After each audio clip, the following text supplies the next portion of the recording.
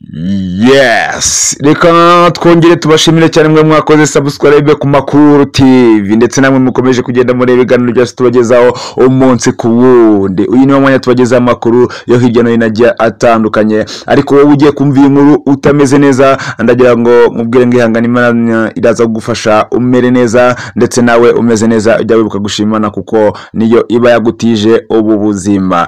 Turi kuwa 18 ukwakira 2024 n'umunsi wa 291 mu minsi igize umwaka. Hasigaye iminsi 74 ngo uyu mwaka ugere ku musozo. Ni umunsi mpuzamahanga wo kwita ku bagore bacuze, ni ukuvuga abagore baciye imbyaro.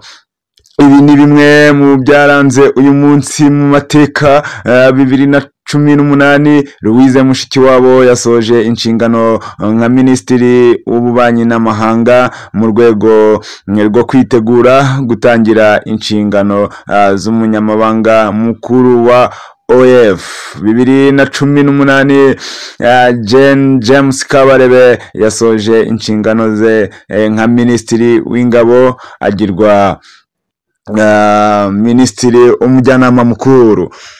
Turi kuwa 18 ukwakira 2024 ni umunsi wa 291 mu minsi igize umwaka. Hasigaye iminsi 74 ngo uyu mwaka ugere ku musozo. Ni umunsi mpuzamahanga wo kwita ku bagore bacuze.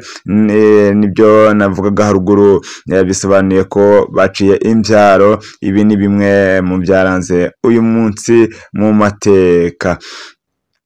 2018 Louise Mushikiwabo yasoje inshingano nka Minisitiri w'Ububanyi n'Amahanga mu rwego rwo kwitegura gutangira inshingano z'umunyamabanga mukuru wa OEF. Nyuma 2018 Jane James Kabarebe yasoje inshingano ze nka Minisitiri w'Ingabo, agirwa umujyanama wihariye wa Perezida mu bya gisirikare.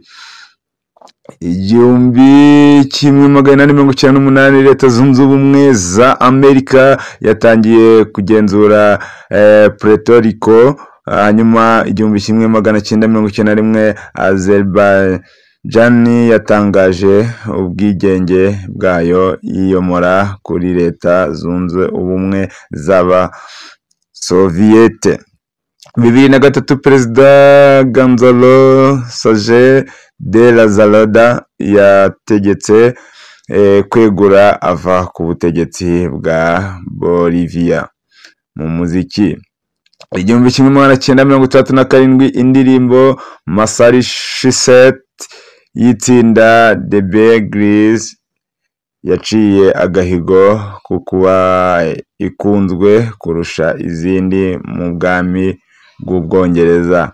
Abavutse 1939 Harvey Oswald washinjwe kwivugana Perezida John F. Kennedy. 1979 Neo, umuhanzi w'umunyamerika uririmba mu njyana ya R&B, akaba umubyinnyi n'umukinnyi wa filime.